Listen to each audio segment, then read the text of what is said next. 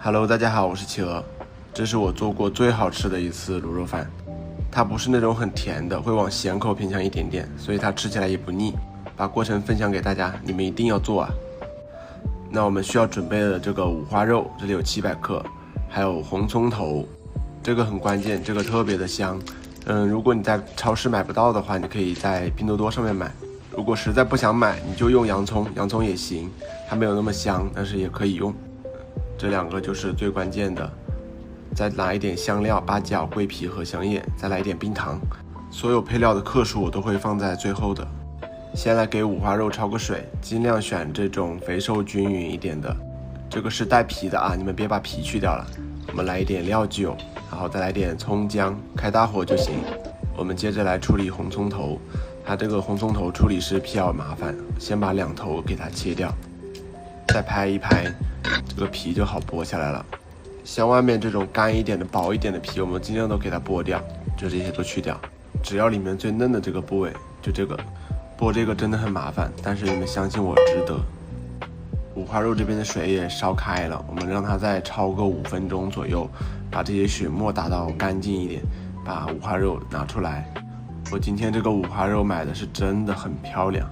剩下的這些湯我們再給它煮一煮，把這些血沫都給它打出來，因為這個湯我們後面還要用得上。先把它倒出來備用，之後再加。我們來繼續剝這個紅蔥頭，真的是很費勁的。半斤的紅蔥頭剝出來這些，剝好的紅蔥頭我們還要再切一下，給它這樣子切片就行。切小一點，我們之後更好的去炸它。切完之後我們裝在碗裡備用。我覺得還是有點不夠，就又加了一點洋蔥。洋蔥要切成粒，我們先切片。切片的時候你可以跟我這樣，先不要去把它切斷，就邊緣這邊是沒有切斷的。再切它就比較穩，不會一邊切一邊散了。洋蔥切好了，我們就跟這個紅蔥頭放在一起就行。我們起鍋，開個中小火，開始炸紅蔥酥。我們稍微多來一點油，把紅蔥頭下進去，還有洋蔥。接着就是去慢慢的給它煸炒，這一步也非常的要有耐心，火不能大，就這樣慢慢的去炒。一邊炒，我們一邊把五花肉切一下。這個肉比較厚，我們先從中間對半分開，切薄一點，再切成條。我切出來的這個已經算是比較大的了，建議不要比它還大，要不然你後面炒的時候很費勁。切肉的同時不要忘了這邊還有紅蔥頭要煸炒哦。我們繼續切五花肉，你也可以像這樣，中間再分開一刀，給它切小一點。突然感覺這一片真的很適合做把子肉啊，好完美的把子肉。這樣分開就再切小一點，再給它切成條。哦不對，這個大小應該叫做肉丁了。五花肉就全部切好了，裝在一個大盆裡面。這邊已經搞了有20-30分鐘了。炸紅蔥酥真的需要非常有耐心，炸到這種焦焦的、非常軟的狀態，把它過濾出來。只要上面的這個部分，下面的這個紅蔥油，你去炒菜、炒什麼都很香。不用洗鍋，也不用加油，直接把五花肉下進來，也是中小火去慢慢的煸炒它。這一步也需要很有耐心。我們先炒到這樣變色，繼續炒，炒到這樣子發黃了，開始邊緣有點那種焦焦的了，炒到這種形態就差不多。把紅蔥酥倒回去，再把冰糖也倒回去。我們繼續中火炒到冰糖全部融化，就可以撒一些白胡椒粉，再來一點米酒。我們從鍋邊淋入，給它去腥增香。前面2個都是去腥增香，給它翻炒一下，讓米酒揮發掉。前面不是讓你們留了焯豬肉的那個湯嗎？你們這時候把它倒回去，要完全淹沒所有的五花肉。把香料下進去，再來生抽和老抽加進去。有一些掛在碗壁的，你就加點湯，再咯楞一下就可以倒進去了。給它翻拌均勻。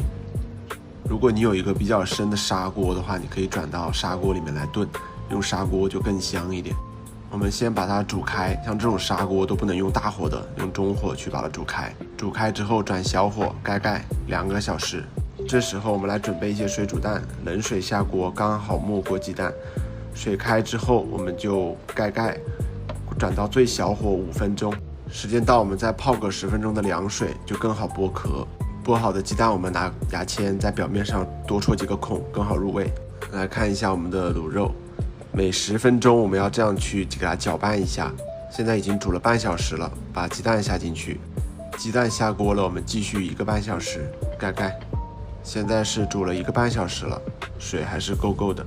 我準備了一些炸豆干，我在超市裡買的，把它下進去，这個放在裡面也很香，它特別的吸汁入味。炸豆干下去之後，再來半小時就可以了。我們蓋蓋，等待最後的半小時。時間到，我們的滷肉終於做好了。它表面飄了一層油脂，你可以稍微打一點出來，但別打完了，要留一點。我這次做的真的很好吃。我們把這些香料給它調一調，這些香葉、八角什麼的都不用了。這個湯汁你也不用去把它收乾，這樣就可以了，你就直接淋到飯上，超級香。而且我這次做的這種，你就是吃很多它也不會容易膩。我給你們看一下，我之前是做的這種的，是比較甜的，收的也比較濃稠，就容易膩。這是我做的最滿意的一次，希望你們看完了也去試試看，給我一些反饋。一些相關的用量我就貼在這裡啦。